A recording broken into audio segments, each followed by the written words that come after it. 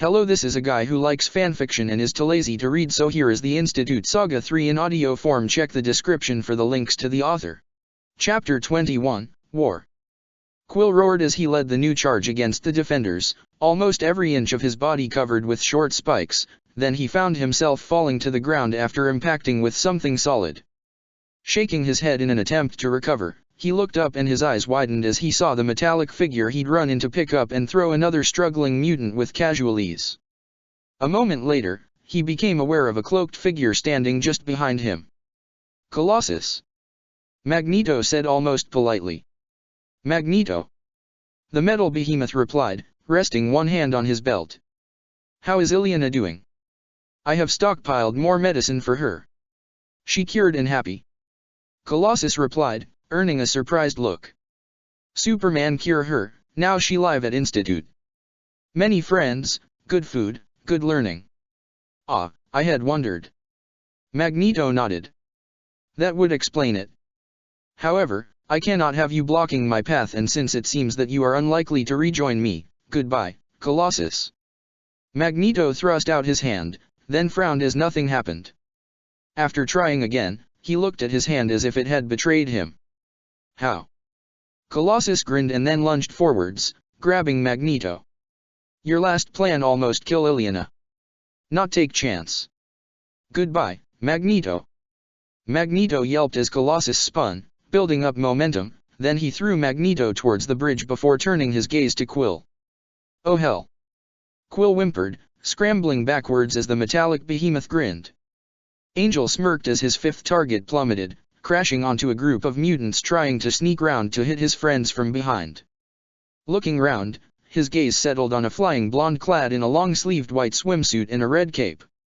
Ascending rapidly, he folded his wings and swooped down, his taser-gauntleted fists outthrust. His target heard him coming and spun round, grabbing his arms. Angel's eyes widened as the energy discharged itself, leaving nothing more than minor scorch marks across her upper torso, burns that didn't mar her skin in the slightest. "What the?"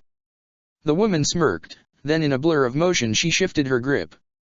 Angel screamed in agony as he felt the bones in his wings shatter, then he blacked out from the pain as she spun and released him to arc over the bridge. Apocalypse watched the image on the screen then nodded.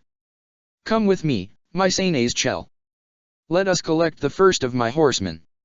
Storm spun just in time to see Angel's limp form vanish into the distance. Clenching her fists, she summoned as much of her power as she could even as a red blast splashed harmlessly off the woman who had taken down her winged friend.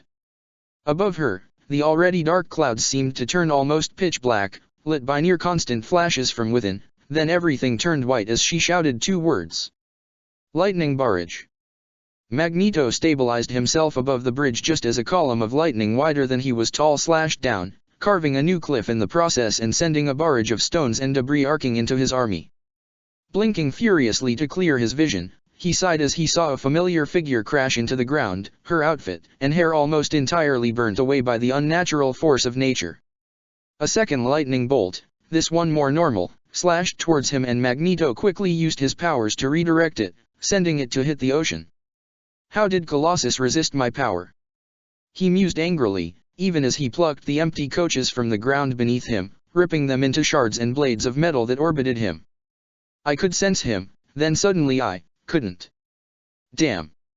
More of that cursed Kryptonian technology, no doubt. Well, I may have lost my most powerful weapon, but I can still win the Grak." Magneto dropped to the ground, the metal shards plummeting around him as a stabbing pain in the back of his leg disrupted his concentration, then he felt his powers fading rapidly.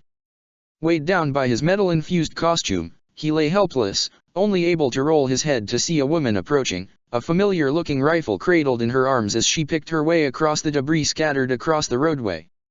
You. Yes. Sharon Rice Weber nodded as she stood above him.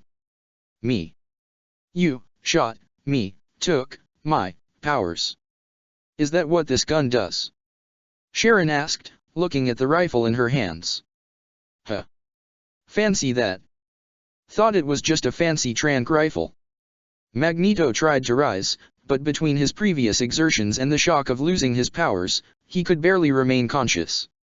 "You know, Sharon noted as she checked the magazine with an efficiency only seen on those with proper training and experience with firearms. You really shouldn't have forgotten that just because someone doesn't have powers, it doesn't make them powerless. Magneto closed his eyes and let himself fall into blackness. Sinister leaned over the side of the boat. Grabbing a handful of the uniform, he leaned back and pulled Warren aboard, wincing slightly as he looked at the blood leaking from between the feathers. Well, you'll take a while to fix. He mused, then he looked round as Apocalypse landed on the deck behind him, a burned body in his arms. Excellent. We have my first 2 horsemen. Let us return, my Sanes Chell. Sinister nodded and quickly moved to the controls as Apocalypse placed his burden down next to Angel. Quill ran for his life, the metallic behemoth who was completely immune to his power close behind, but hampered by the crowd. Where Quill darted through a small gap, Colossus instead buelled his way through, sacrificing speed as he hurled away the people who had suffered the misfortune of being in his path. Diving between the legs of an 8-foot-tall muscle-bound mutant, Quill rolled just in time to see Colossus come to a halt, staring at his new adversary. Hey, Shiny. The taller mutant growled and Colossus frowned. Shiny? No, am Colossus. Ha. The giant laughed. I'm Smackdown, and that's what I'm gonna do to you. Quill scrambled away from the duo as they squared off against each other. Things weren't going well, he needed to find Magneto. He'd know what to do. Come on. The lead mutant shouted as he led his 4 allies into the building through a side door that the outnumbered defenders hadn't managed to block. Let's find this damn so-called cure and what? The 5 mutants stopped as an armored figure appeared in front of them, a small vial vanishing into a storage container on its belt. For a long moment, the 5 simply stared at the person in the green-clad armor, then the leader spoke. Who the fuck are you? What are you doing here? The helmet of the armored figure seemed to fragment and then retract as he answered. My name is Bolivar Trask, but you can call me Sentinel Alpha. As for what I'm doing here. The armor plates on Trask's arms suddenly seemed to warp and stretch, turning into dual guns with their barrels stretching over the backs of his hands. At the same time, his pauldrons rose slightly upwards, revealing micro-missile launchers. I'm here to put an end to you, muty scum. Trask smirked, then his cannons seemed to erupt with lethal energy. Scott stumbled as the building seemed to shudder under him and the side wall almost exploded outwards. A moment later, a green armored figure strode out through the wreckage and took a guarding pose. Who the hell is that? He mused quietly, then he shrugged and turned back to the fight, launching a blast at the distant group of mutants. Hua! Lance yelled in joy. The other seismic type is down, now let's have some fun. Standing, Lance extended his hands, spreading his fingers, then he took a step forwards, slamming his foot down and sending a dozen lines of tremors into the mass before him, directing them to curl around the defenders. The first attack toppled over half the attackers and Lance took another step, targeting those opponents still on their feet. Quill scrambled onto the bridge and started to run down it before pulling up sharply. Some distance away, a dozen soldiers were tying up Magneto while a rifle-holding civilian female watched. What was of more importance, though, was the slowly advancing line of tanks, APCs, and army trucks fully loaded with infantry, all armed with the anti-power guns. And behind them were a dozen or more sentinels, silhouetted against the growing lights of the city. Fuck. He said quietly, raising his hands in surrender as a squad of soldiers ran towards him. Sharon watched from a distance as Magneto was bundled into the back of a military ambulance, then frowned as the soldiers saluted a man in a cloak who climbed into the driver's seat. As the ambulance drove off, she jogged over to the soldiers. Who was that cloaked man? Cloaked man? One of the soldiers asked and Sharon indicated the ambulance that was vanishing towards the end of the bridge. The cloaked man who drove off with Magneto. The soldiers looked at each other, then one of them swore. Fuck. What skin color did he have? White. Black. White. White. Black. Sharon stared after the now vanished ambulance. Could it have been another mutant? Damn it. We are so fired. The NCO in charge of the soldiers sighed. Mesmero smirked as he pulled the ambulance into a parking space under a tree, next to a small van. Climbing out, he bowed to the looming man waiting for him. "My lord, your next horseman is in the back. Then let us return to the mansion with him before he is missed." "All right everyone, stand down," Logan ordered as the former attackers began raising their hands in surrender to the swarm of armed soldiers. The few that tried to resist quickly discovered that the soldiers were also armed with the guns that removed the capabilities of mutants. "Sir?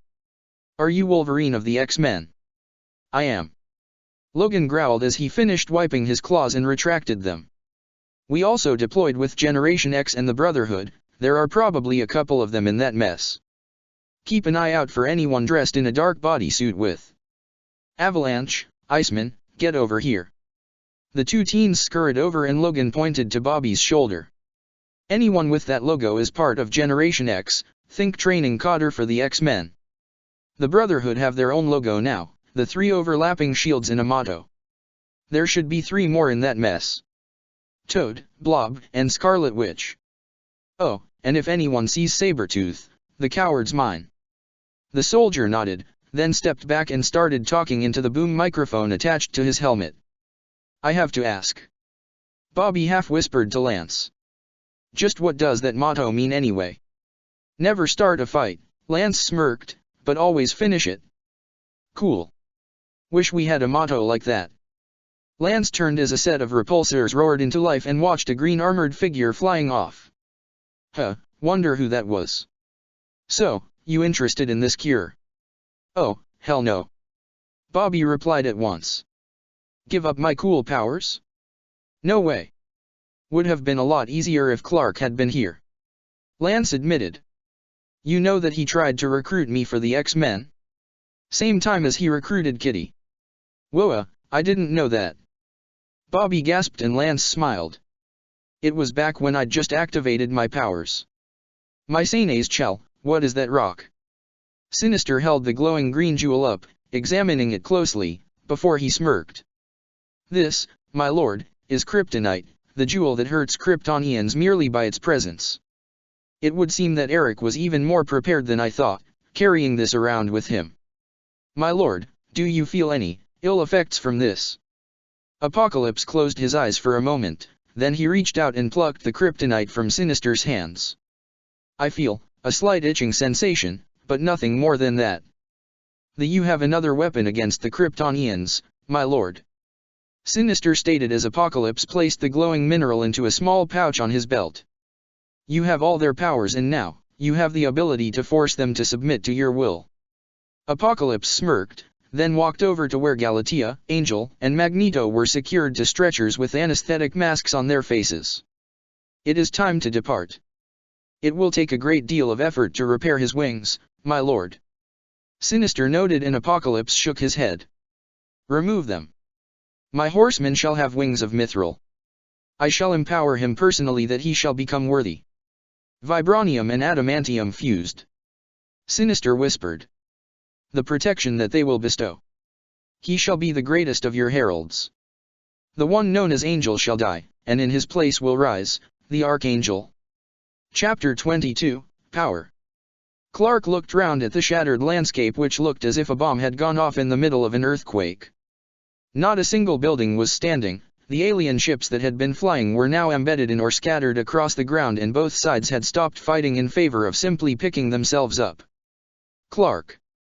Clark raised his hand to his ear to indicate to the few allies around that he was responding to a transmission. "Yes, Peter. I really think you should get here. You need to see this." Clark blinked, allowing the holographic HUD to refocus. The spider in a circle icon used for Peter was located beside a squirrel in a circle and the icon of the Infinity Gauntlet. "On my way," Clark said as he rose from the ground and then arrowed forwards. The ground almost blurred beneath him, then he slowed down as quickly as he could before landing, his eyes wide. "How?" "Hey, it was all her," Peter replied, his voice slightly shaky. "Dunno how since I was busy with the flunkies, but she took him down, pulled off the gauntlet and then tied him up. I'm never teasing you again for being nervous around her." Clark nodded absently as he slowly stepped up to by Squirrel Girl's side. "Hey," she chirped, grinning at him. "Hey," he replied, then looked down at the bound-and-out cold form of Thanos.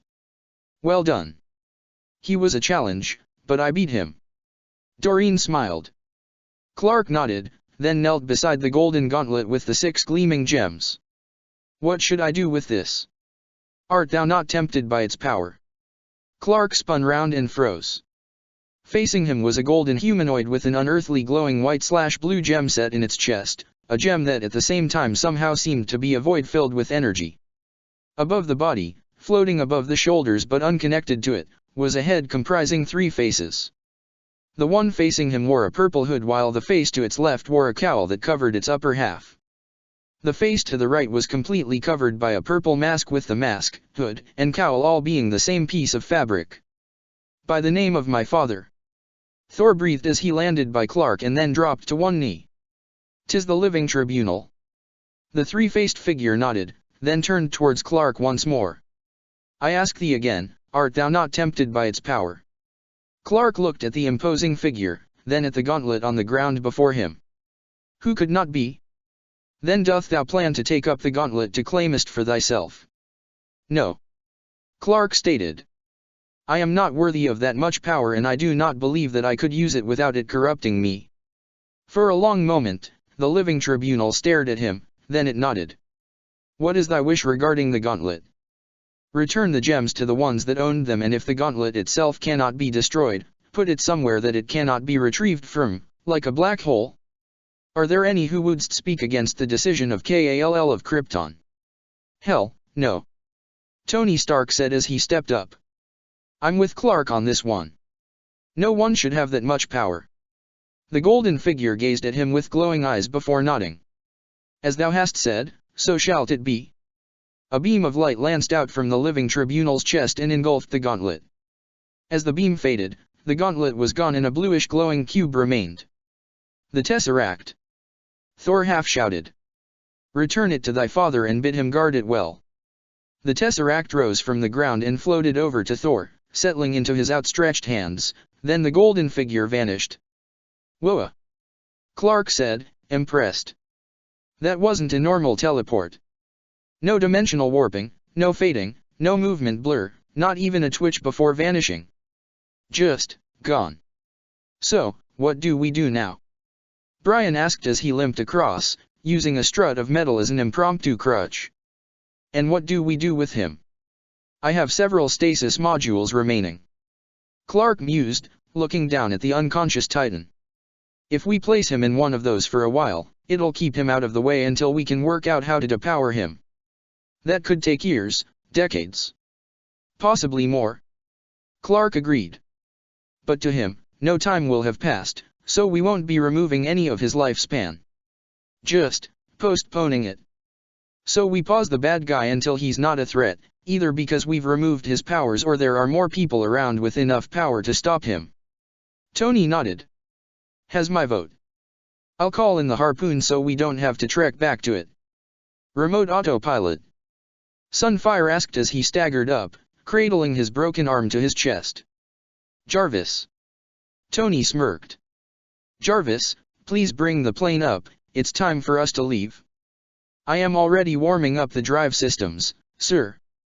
Jarvis replied through the speakers of Tony's armor. How do we keep him out cold for the return trip?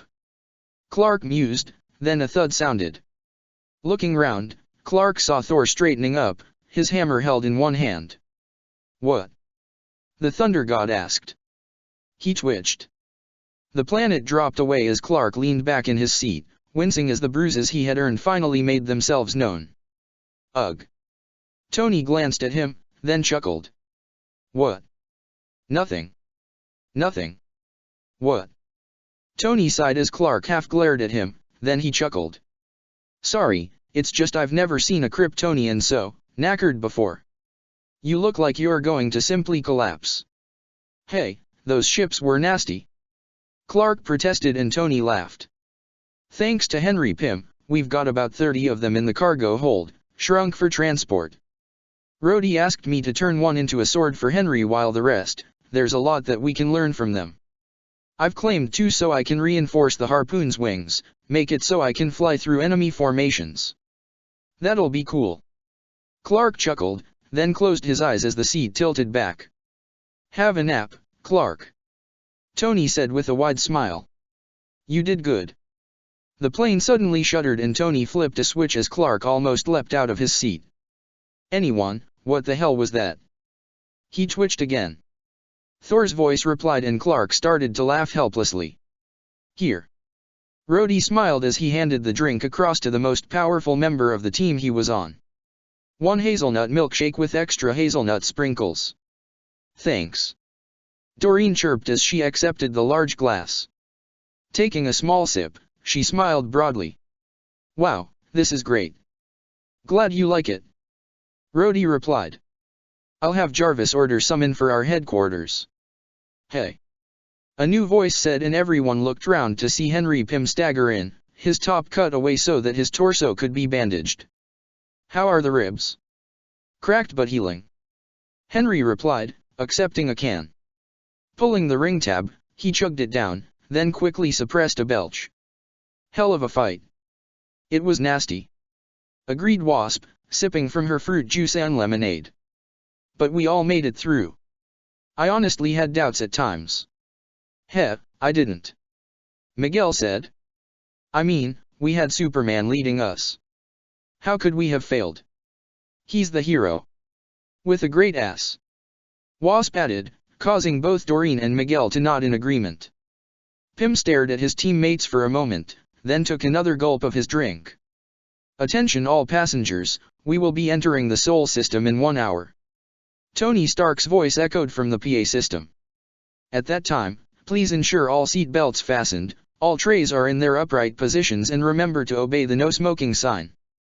"Thank you." Rhodey shook his head. "It's times like this that I wonder just why I'm friends with him." The plane shuddered again and Tony's voice echoed through it. "Damn it, Thor." Entering atmosphere. Tony smirked as Clark finished strapping himself into the co-pilot's seat. "Did I feel Thor give Thanos another dose of hammer time? Just to make sure he stayed unconscious until we've landed," Clark supplied, quickly scanning the control screens. "You may want to drop the angle by 0.25 degrees. Tony blinked, then quickly glanced at the screens before nodding. "Yep, you're right. We want to avoid those air lanes, but it'll land us on the west coast, where there is a door that will let us get Thanos into stasis within moments." Tony blinked several times before nodding. "Okay, I'm with you." Adjusting course to land on the west coast Avengers airfield. "I'll have Jarvis fly the Harpoon back to New York afterwards." "Incoming communication, sir," Jarvis' voice said. "Director Fury wishes to speak to you." "Put him on." Tony grinned and a screen blinked out before reappearing with Nick Fury's image. "Nick." Tony grinned. "Hey, good news, we've saved the universe and we looked good doing so.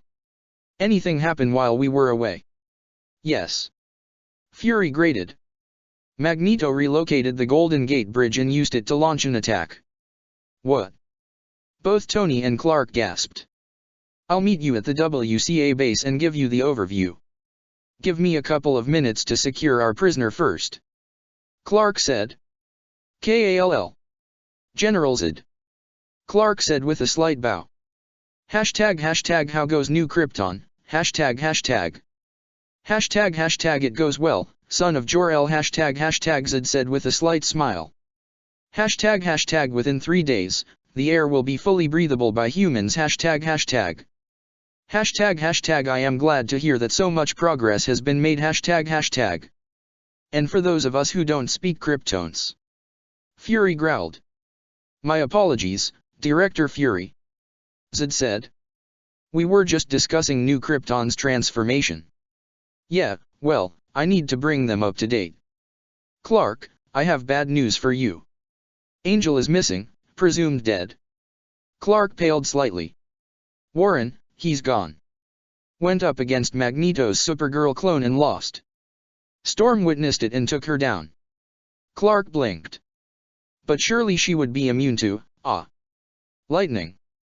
"The lightning itself isn't, yes, that would make sense. Yawned for those of us who aren't versed in Kryptonian thought processes." Tony prompted. "Sorry." Clark said with an embarrassed grin. While Kryptonians are immune to direct X-gene powers, we're still vulnerable to the indirect effects. So, Scott's blasts are useless against us, but Colossus can actually hurt me because his power turns him into metal, and it's the metal that lets him hit hard, rather than the direct application of his power.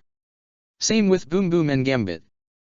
Boom Boom's spheres are pure X-gene power manifestation, therefore they're as effective as a medium breeze. Gambit's power, though, overcharges objects with kinetic energy and causes them to explode from that overcharge, therefore the explosion actually has an effect. Therefore Storm could have taken her down by using her power to summon and concentrate her lightning before releasing it at her target. Makes sense. Tony agreed after a long moment. It is interesting. Zed agreed.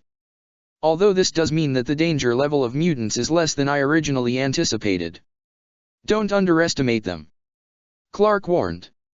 If they use their powers in ways you don't expect, they can probably still take you down. Zed nodded slowly. Actually, what are you doing here? Clark suddenly asked. No offense meant, but I thought you'd be on New Krypton. I had business here. Zed shrugged. Returning the Golden Gate Bridge to where it should have been and also sorting out a few immigration issues for the second continent. Speaking of which, in another month, we should be ready to start using the Q&A samples you hold to begin rebuilding our species again. Really? Clark asked. But, how many? We believe that we can accommodate over 100. That reminds me, I need to ask your mother if she is willing to give talks on the differences between raising a child of Earth and a child of Krypton. Human adoptive parents. Clark asked and Zed nodded. The more I find out about you, son of my old friend, the more impressed I become. If you are the end result of being raised by humans, then the more of the next generation of Kryptonians that are raised as you were, the better for our future it shall be. Clark nodded slowly, then paused. How are you recruiting humans? Tomorrow, you shall see. Zed smirked and Clark froze. Why does that not reassure me? I assure you that I have ensured that not a single one of those who have asked to move to New Krypton will be harmed. Zed promised. That really doesn't reassure me. Chapter 23, Aftermath. And the attack by the mutants who saw the cure as a threat to their continued existence has been defeated. The reporter said as behind him, soldiers and cops continued to collect and handcuff the mutants who had been knocked out, pausing to dispense medical assistance to the wounded. The security guards, aided by a platoon of soldiers and a squadron of robotic sentinels under the auspices of the United States Army, managed to hold the line long enough for reinforcements to arrive, the reinforcements being the X-Men, Generation X, and the Brotherhood. These heroes prevented the destruction of the cure, although they did not escape unscathed.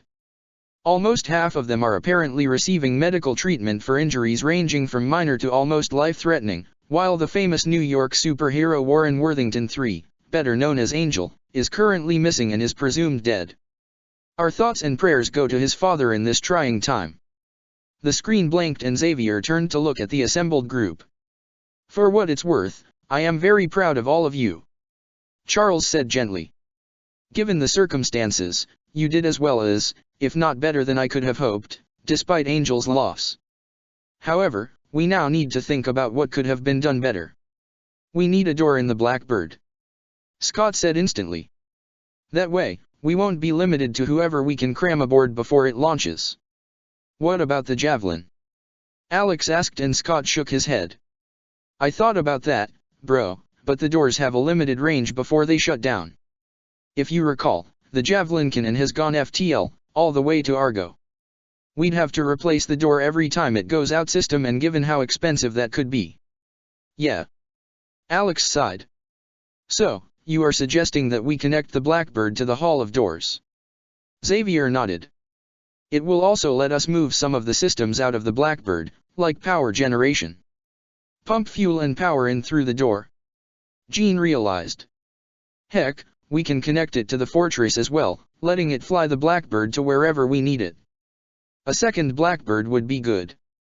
Logan growled. We were lucky that it had just finished undergoing maintenance. If it had been down, we'd have been screwed. At least another Blackbird. Xavier nodded. And possibly a less powerful plane for Generation X. Can we have a helicopter? Toad asked, and despite the serious mood, several people chuckled. What? I've been training in the danger room. I'll see what I can do. Xavier nodded. Logan, can you check his skills afterwards? Sure thing, Chuck. Xavier nodded. I have already contacted Principal Kelly and informed him that there will be some absences due to injuries taken. He saw most of it on the news, so he was very understanding and asked me to relay his best wishes.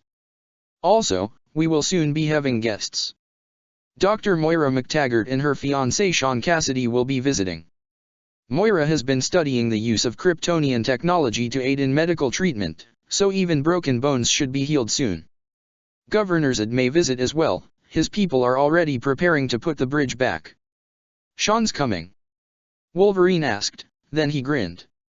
Heh, gonna be like Old Home Week. Old Home Week? Scott asked, and Logan nodded, a distant expression on his face. I came in on the tail end, but the X-Men weren't the first group Chuck led, before he ended up neat in a wheelchair. He and Magneto led the X-Force. Magneto? Several people gasped, and Logan nodded. It's true. Charles confirmed. We shared a similar dream, a dream of creating a force for good, to stand against those who misused their powers, to show what we mutants could do and act as beacons to the world. Chuck and Magneto led the team. Sean's scream earned him the name Banshee. He can fly with it, but it's useless for stealth missions. The others were Darwin, Frost, Sage, and Morph. Xavier said sadly. Darwin died in an ambush, Morph vanished on a mission, and Frost left to try and create her own team. I believe that she calls them the Hellions. And Sage? Xavier smiled slightly. She decided that the life of an X-Force agent was too energetic for her, so she agreed to help in other ways. Yeah, she got my powers working great. Cannonball commented, earning several shocked looks. What? Before she worked her mojo on me, I could only hold my field for half a second or so. She kicked it to full, letting me come here to become a hero. Her powers include limited telepathy, an incredible capability of thought far beyond mine, and the ability to activate X-gene powers in mutants. Xavier shrugged. She is currently helping with an investigation into another group, but I'm afraid the details must remain confidential. I fought alongside them on their last mission. Logan added. Couldn't move fast enough to stop that demmed ricochet. What is done, Logan. Xavier said softly. Tomorrow we shall hold the service to mourn the loss of Angel. Director. General. Stryker took the seat in front of the desk and leaned back slightly. Your troops brought enough time for the X-Men to get there. Fury stated, and Stryker nodded. I've gone through the after-action reports. The key point in my opinion is that the other side had a Kryptonian on their side, one who took down most of the Sentinels. Without her, my force would have been able to hold the line long enough to link up with the X-Men. Fury nodded, then hit a control on his desk. A screen blinked into life, and Stryker's eyebrows rose as he saw the Golden Gate Bridge floating through the air back towards where it had been ripped from. I made a deal with Governor Zed as soon as the fighting died down. Fury said as the image zoomed in to show a pair of Kryptonians holding a portion of the bridge. His group are putting the bridge back and fixing the foundations in exchange for several tons of foodstuff and a couple of $1 million to aid their trade balance. Given how much it would cost to do this conventionally, the savings are a not inconsiderable percentage of America's GDP. Zed has 40 of his people helping with this mission. They think they'll be done within the next 3 hours. Once the ends are repaved and the structure rechecked, the bridge will be reopened. Stryker whistled. However, it would seem that your people lost Magneto. Stryker nodded. We did. My analysts have deduced that it was a telepath who was responsible. The most likely suspect is the mutant known as Mastermind, a telepath who often works with Magneto. Unfortunately, we have no actual proof, only suspicion. Fury nodded slowly. To slightly change the subject, I received notice that the Avengers have returned.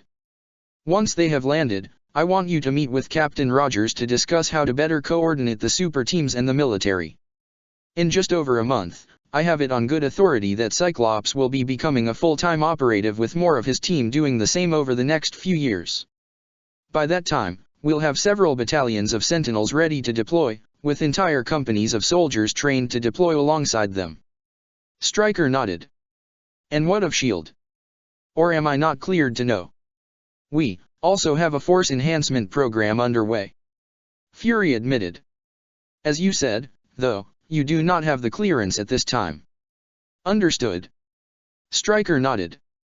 So, is there any other way that I can aid S.H.I.E.L.D. in protecting America?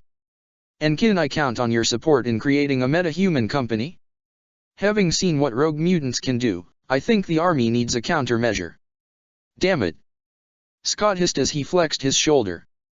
Exams next week and a quarter of us are still in the med bay. Hey, bro, chill. Alex said reassuringly. Beast and Forge rigged up special holo screens so everyone could revise. We're cool. Scott sagged slightly. Let me guess, I'm worrying too much. Yeah, you are a bit. Alex admitted. Look, you can't control everything, so just concentrate on the things that are the most important and trust us to deal with the rest. Yeah. Scott sighed. Sorry. No biggie. Alex shrugged. Hey, how do you think Clark's group are doing? Scott shrugged. Not sure, but probably good. I mean, they had over half a dozen Kryptonians and no matter what you think, we've never actually seen him going all out. Now, multiply that by 7. Point. Alex shuddered. I'd hate to be on the other end of a hammer that big. Hey, guys. A new voice said and everyone looked round as Clark walked in. I heard that you dealt with a major problem while I was away. Sinister smirked as the last of the liquid in the glass cylinder emptied itself into Warren Worthington II's veins. Even as he watched, the skin of the hero once known as Angel began to take on a blue tinge, an indication that the nanomachines were infusing him as planned, increasing his healing exponentially while boosting his reflexes and strength enormously. Turning his attention from the skin to the stumps of the wings, Sinister watched as his master slowly applied small pieces of metal to the skin that had once been covered in feathers as well as the area between the wings. Once placed, each hexagonal scale bonded with the ones next to it, as well as to the skin underneath. Had Angel not been unconscious, he would have been screaming in agony. Sinister winced slightly in memory of when he had undergone a similar process just after he had sworn eternal loyalty to Apocalypse. Almost unconsciously, he touched the small red diamond on his forehead that was all that still remained of the technological circlet that had once adorned his brow. Mycenae's shell. Sinister jolted out of his memories and quickly reached for the first of the 2 mithril wings. Passing it to his master, he watched as Apocalypse slowly slid it into place, carefully positioning it so that it connected virtually seamlessly. The second wing joined it and Apocalypse stepped back, his lips quirked in a smirk of triumph. Begin his indoctrination, Mycenae's shell. Sinister nodded and reached for a metal helmet on the side table. Soon my Archangel will fly to my will. Sinister carefully placed the helmet on Warren's head, ensuring that the eye and ear pieces were lined up correctly, then attached several leads before pressing a button. Done, my lord. It will take about a day and a half. Excellent, Mycenae's shell. Apocalypse rumbled.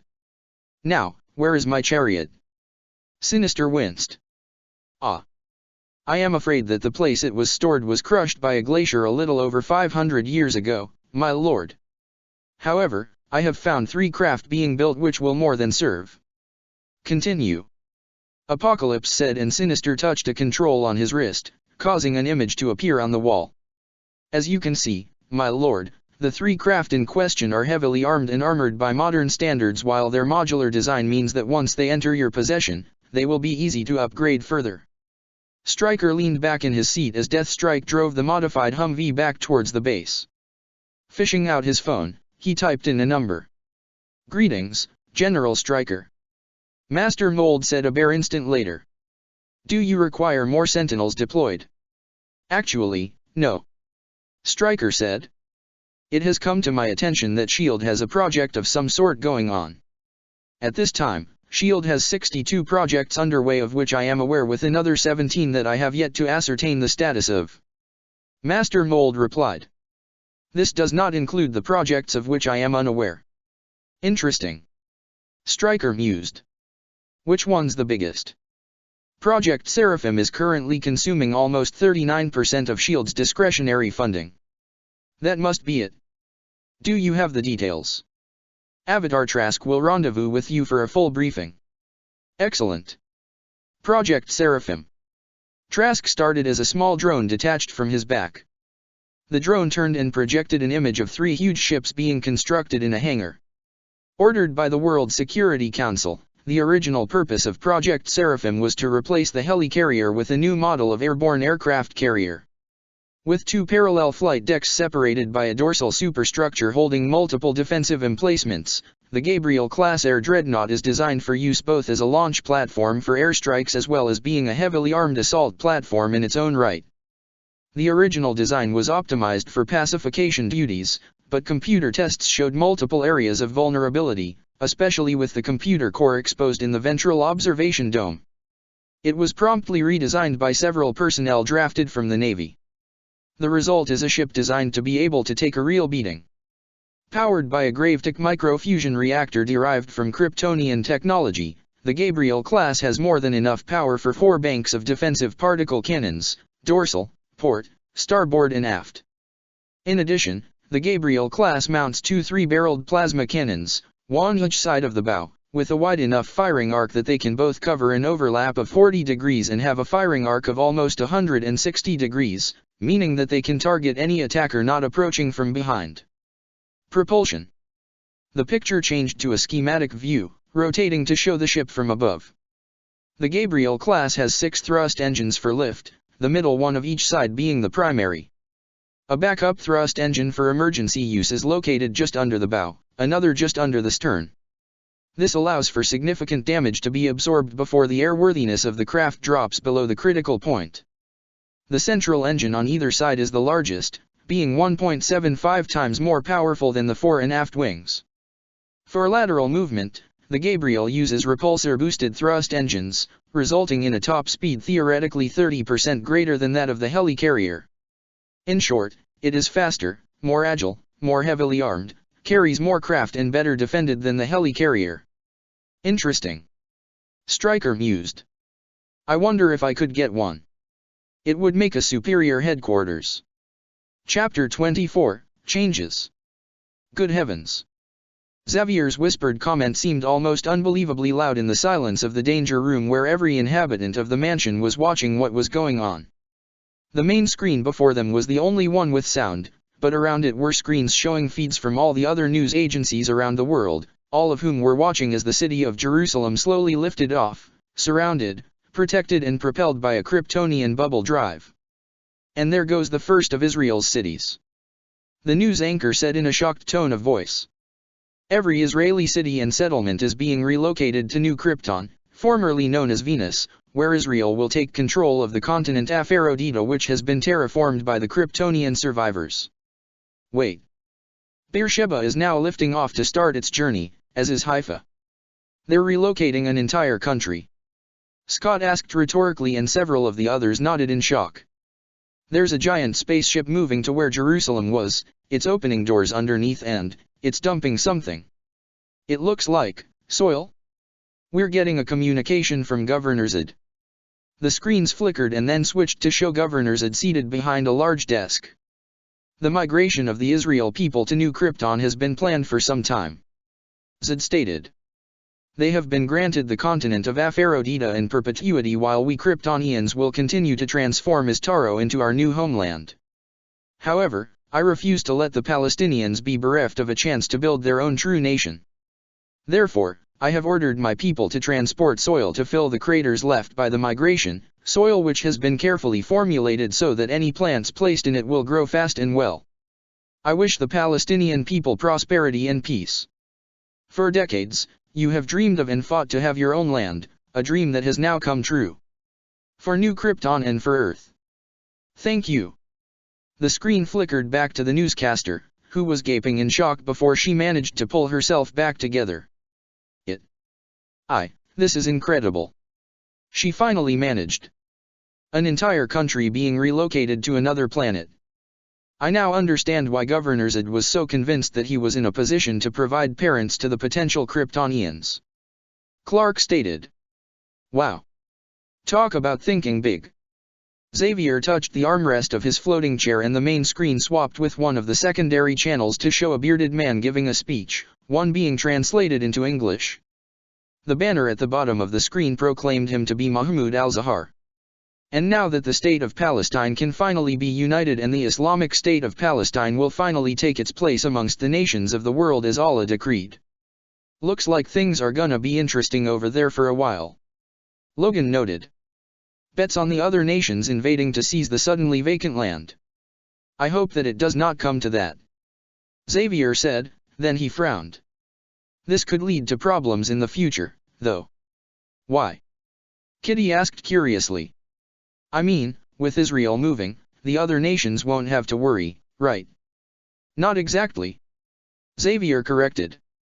Israel was founded where it was both because of the historical aspects going back to the biblical days and because the leaders of the Allied nations foresaw a time when the Islamic nations might unite and launch a religious crusade against the non-Islamic countries. Israel was meant to be a foothold, a place where if religious war did break out, NATO could mass their forces for a counter-strike. With Israel leaving, that advantage is gone. Kitty looked surprised by that, then she looked back at the screens, the main one of which was now showing a fourth city rising into the sky with several soil-delivering freighters swooping underneath to drop their loads. Where did they get all that soil? She asked curiously. I heard that they dug out special craters for the cities to land in. Chris offered. Lorzad told me yesterday that New Krypton was going to get lots of new citizens and that areas had been dug out for them, but I didn't think that this was going to happen. How fast can those things go? Ray asked. About a 20th of light speed, although they are limited to barely 3 gravities of acceleration. Clark supplied. It will take a while for them to make the journey, approximately 3 days, especially since they have to curve round the sun and then match velocities at the other end. What happens if they try go faster than 3 gravities? Boom Boom asked. The extra gravities leak through. If it accelerates at 5 gravs, you feel 1 grav for the first 3 gravs of acceleration, then each of the other gravities, adding up to 3 gravities felt. Clark explained. It's why it wasn't used all that much. Except to move cities. Alex snarked. Except to move cities. Clark agreed. I wonder what other unexpected things will happen today. Xavier sighed. Incredible. Victor Von Doom breathed as he watched the 6th city ascend towards the stars. I had never dreamed that something like this was possible. Would you have accepted an offer to move Latveria, father? Cynthia asked and Doom paused in thought. No. He finally decided. No, I do not think I would. As much as I dislike admitting it, the threats posed by our neighbors are very useful for me. To be in a place where there are no such threats to use and manipulate, no. But moving the cities of Israel. Palestine is not going to last long, not without a significant amount of military aid. I do not follow, father. Connor admitted. The other countries hated Israel and kept attacking it. Why would they not support Palestine? Because there is land ready for the taking. Doom replied with a smirk under his metal mask. The countries around Israel have for decades supported the Palestinians in their quest to destroy it, but not for the reasons that the Palestinians thought. No, now that there is new land, fertile, arable land, the other countries will invade in order to seize as much of this newfound wealth as possible. Oh, they will undoubtedly hide their reasons at first, claiming that they are sending forces to oversee the transition, but then they will claim that the Palestinians are too wedded to their terrorist ways and they will partition the country between them. No, Palestine will not last for long. You could offer it support, father. Connor said and Doom shook his head. They are too far away and their resources, while great, are not enough to make it worth my while. No, there is no reason for me to support them. For a moment, the trio watched the screen, then Doom chuckled. I believe that I will attend the next meeting of the United Nations. It will be amusing. Sinister. Sinister sprinted into the throne room without any of his customary poise. My liege, what is it? What's happened? Apocalypse pointed at the giant screen that adorned the wall and Sinister stared at it, his eyes widening as he realized what was happening. What is the meaning of this? I'm not sure, my lord. Sinister admitted. I didn't know that this was going to happen. Find out. Apocalypse growled and Sinister bowed before departing. Apocalypse resumed glaring at the screen. Once I have secured this world, I shall come after you. He promised. I shall rule over all of humanity and through humanity, I shall rule over everything. A truly magnificent sight. Zed declaimed from his position aboard the Golden Feather as he gazed at the image of the swarm of cities flying through space. #it is indeed, sir. #Nami-K replied silently and Zed nodded. With Israel providing us with food and recruits for our space fleet, we will be able to rebuild our civilization to its former glory within our lifespans. Zed exulted. Yes, sir. Azlan agreed from his station. Sir. You may ask your question. Zed said gently and Azlan coughed. Sir, if I may ask. I met a woman during my last time on Earth and... Zed nodded slowly. I have no problem with interspecies relationships, Azlan. As long as it is mutual, then by all means. Thank you, sir. Azlan sighed in relief as he turned back to his control panel. #I am glad to hear that, sir. Nami-K, Zed thought back, if I ever had any doubts that one who is partly Kryptonian was anything other than truly equal to a full-blood Kryptonian, you would have dispelled them. Besides, my godson has married an Earther, so I would be somewhat hypocritical if I suddenly decided it was wrong. #I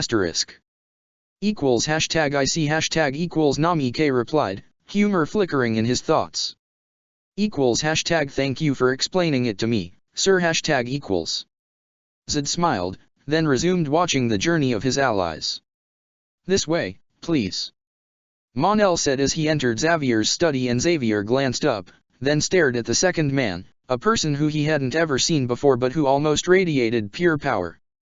I had to say that earlier. Xavier sighed before smiling at the new arrivals. Good afternoon, Mon-El. Who is your friend?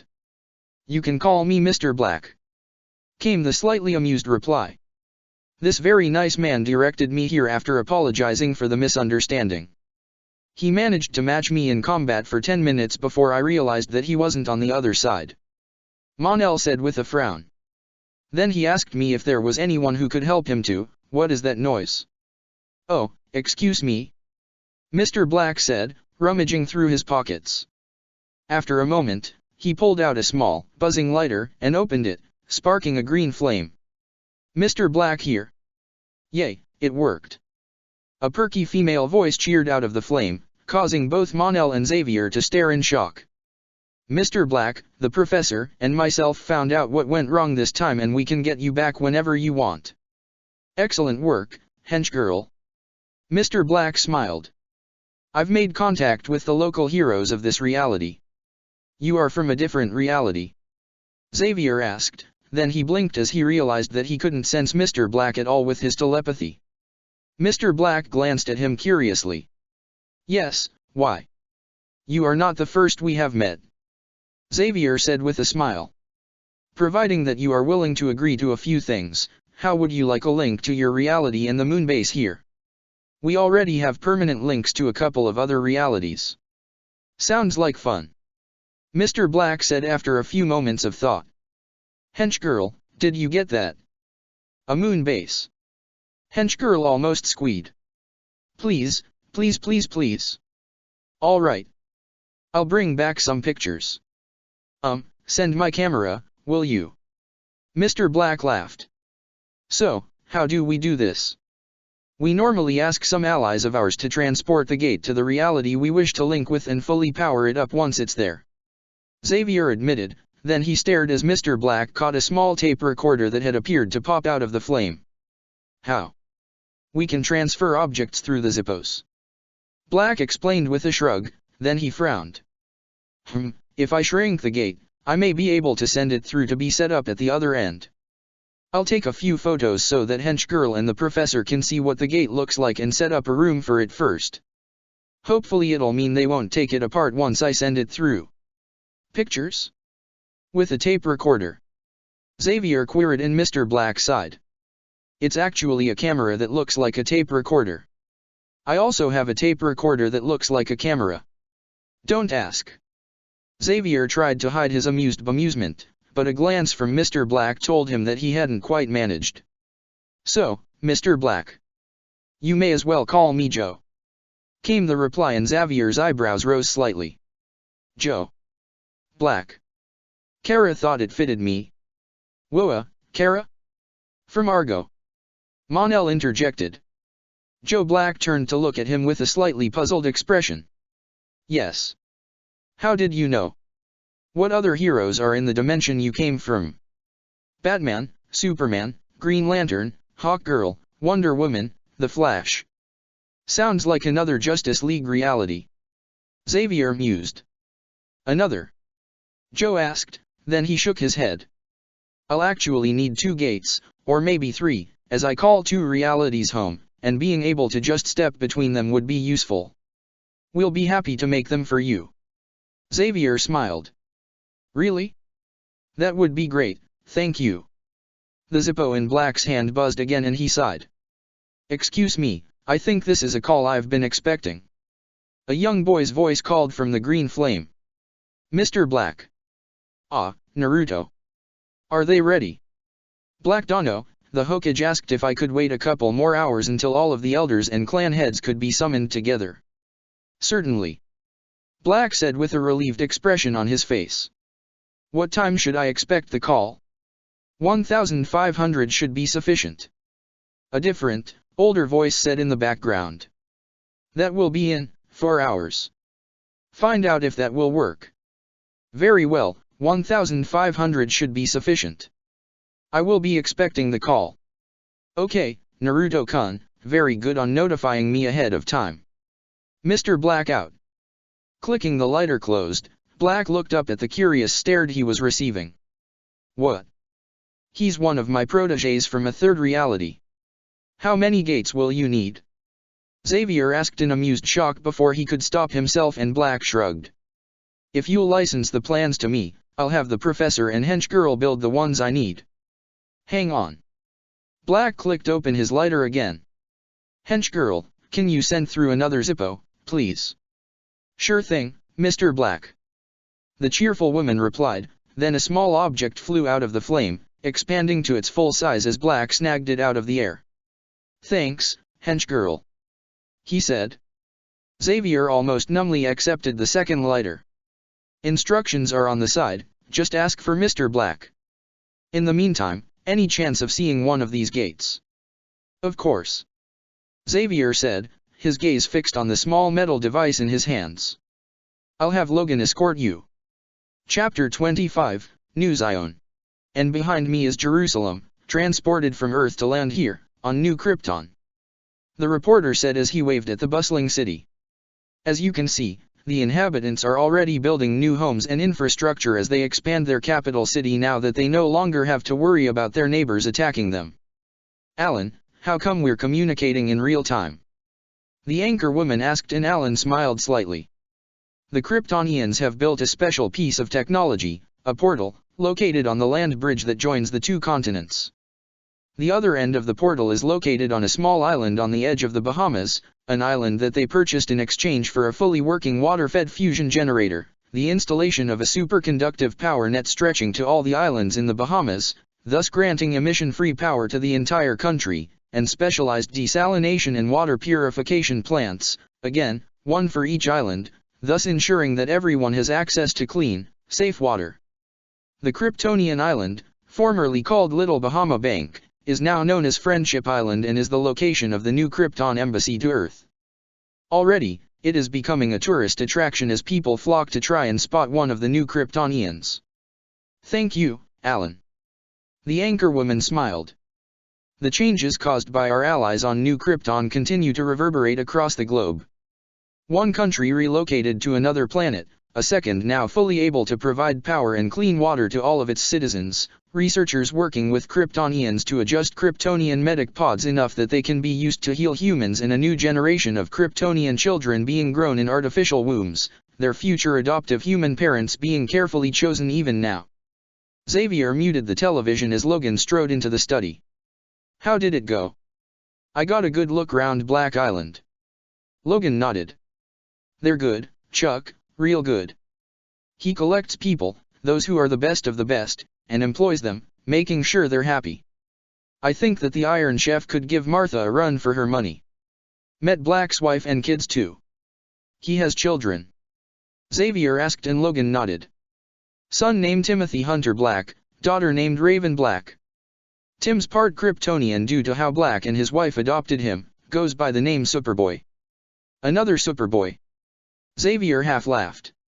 Our Chris Kent, Cal's Connor Kent, and now Black's Timothy Hunter Black. We may have to start adding prefixes to all the alternates. Yeah, well, I briefly stepped through to see his other realities. Logan stated.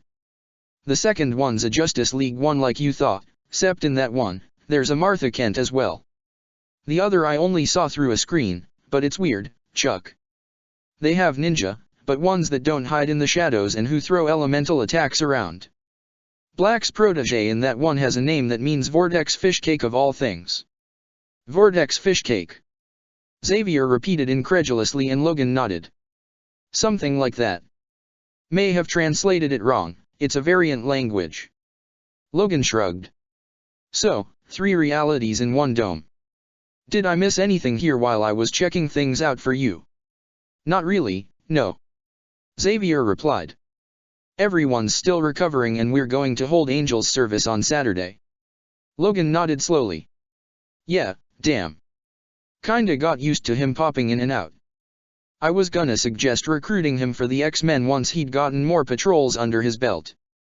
He would have been a true asset to the team. Xavier agreed sadly. His loss is a great. Arg. Main eyes.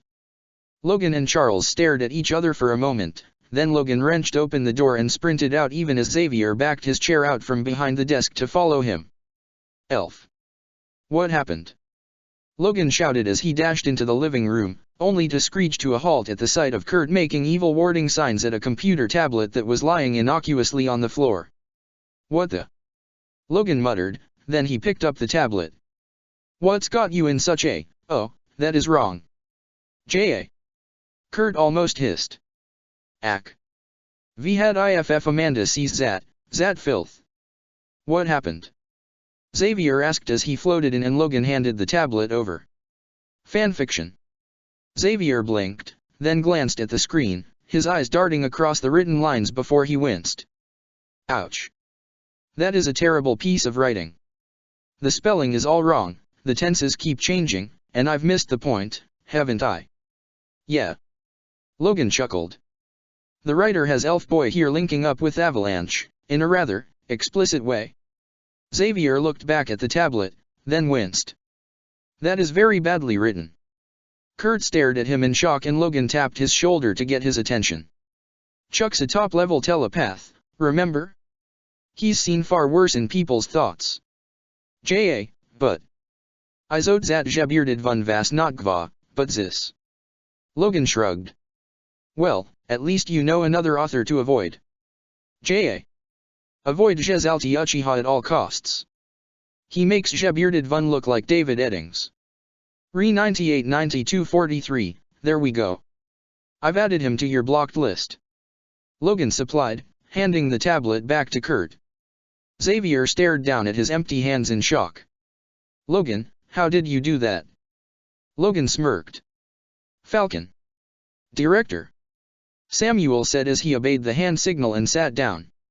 You said you needed to discuss something important. Fury prompted and Samuel nodded. It's about Angel, sir. He was a nice kid, a real symbol of hope. I think his legacy needs to be continued. Fury raised his eyebrows slightly. Are you suggesting what I think you are? Samuel nodded again. He helped me master my wings. With him gone, I think that New York needs an angel. So you want to take his place? No, I want him back. Samuel replied almost instantly, then he sighed. But he's dead and I'll be damned if I'm going to let him be forgotten. I'm not really the one to give approval for this. Fury noted, earning another nod. I've discussed it with Clark, Goliath, and Warren's dad. Warren Jr. had already started to convert the top of one of his office blocks into a base for Angel and his planned team to work out of. Team? Fury queried. Team. Samuel confirmed.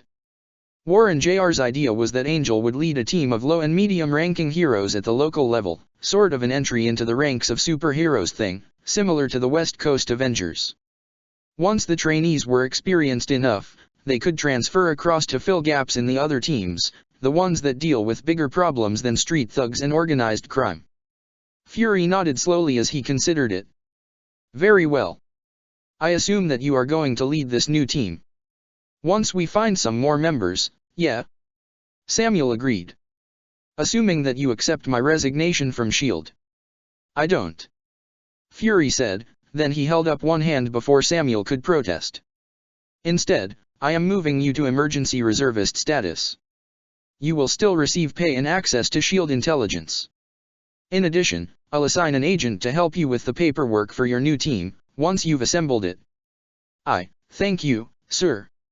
Don't make me regret this. Fury replied, although the slight twitch of his lips belied his stern tone. I won't, sir. So, what do you think? I'm almost speechless. Clark admitted as he followed General Zod above the relocated Jerusalem. Relocating one city is mind-blowing by itself, but effectively relocating an entire country. Only a third of it, land-wise. Zod corrected.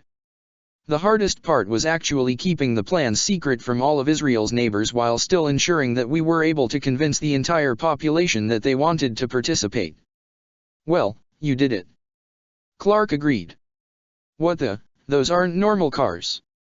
We repurposed one of the factories to make conversion kits. Zod shrugged. The local garages did the rest. By now almost every single car is now a hover car. One minister pointed out that it really saves on the cost of building roads, all they really need are a few bridges over the ravines and some guide beacons. Bridges? Clark asked and Zod nodded.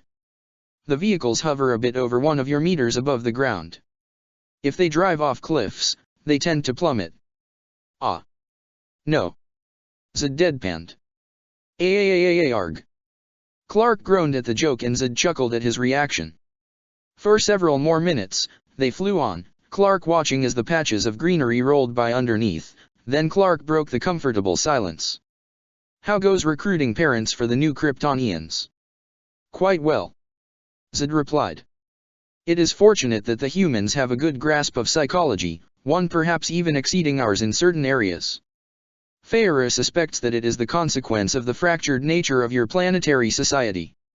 With over 100 different cultures, the need to learn to understand the ways of others would become quite important. Krypton only had 4 different cultures in its recorded history, and by the time of its fall, only 2 of those cultures remained and one was almost subsumed by the other. Oh. Vathlo Island. Zod elaborated. The Vathlonians were a proud, noble people whose word was their bond. For most of Kryptonian history, they led the world in technology and medicine. Had they been interested in conquest, then they could probably have ruled the planet, but they were more interested in philosophy and morality. They maintained good relations with all the other countries, remaining neutral throughout the wars of unification.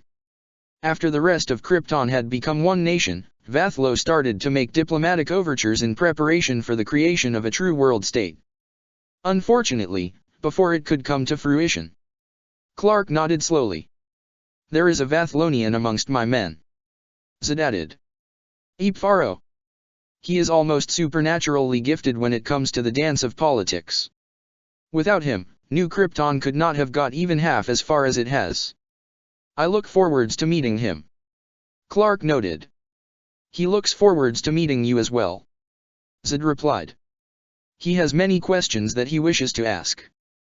Zod touched down lightly on the balcony outside his office, stepping out of the way to let Clark land. As the Earth-raised Kryptonian touched down, he stumbled and Zod caught him. Thanks. Clark said almost absently as he stared at the statue standing in the corner of the balcony. Is that a gargoyle? Zed asked his a slight smile. Yes. You see, Israel was not the only place we moved, just the most public. We also moved the island nation of New Olympus and relocated it to the west of Istaro. The New Olympians were quite eager when we offered them a chance to move, and several of them have already volunteered for the defense fleet. They also assigned Silverwing here to be the ambassador from New Olympus. He has the next office over and we share this balcony as it is a convenient landing area. Clark blinked several times, then shook his head to clear it. Sorry. New Olympus. An island nation populated by beings commonly thought of as myth and legend amongst your people. Zed shrugged. Taldin discovered it by accident. Their cloaking device is quite efficient. They had been hiding from humans for many centuries, if not millennia, but knew that they would be discovered eventually. When I stood before their senate and offered them the chance to live without the fear of invasion, plus a military alliance with us, they accepted eagerly. Myth and legend. Is that what you picked up out of what I told you? Zed laughed. Yes, there are many types amongst them. Centaurs, Minotaurs, Nagas, yet they are all capable of interbreeding with their offspring's forms being one of their parents. It is really quite incredible. My researchers are working on ways to integrate their medical technology into our med pods, although there are certain system incompatibilities that still need to be overcome. Once it is done, though, the med pods should be able to deal with all the sentient races in this system and will be upgradable to allow them to be used for many of the other known races, such as the Asgardians. Wow. Clark breathed. Amazing. I agree.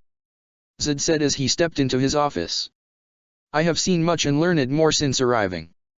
Come, we have some CAF, it is remarkably similar to the human coffee, but you can taste the difference. Fortunately, there were some seed pods in stasis in the fleet base, so we have an ever-growing supply. Sounds interesting.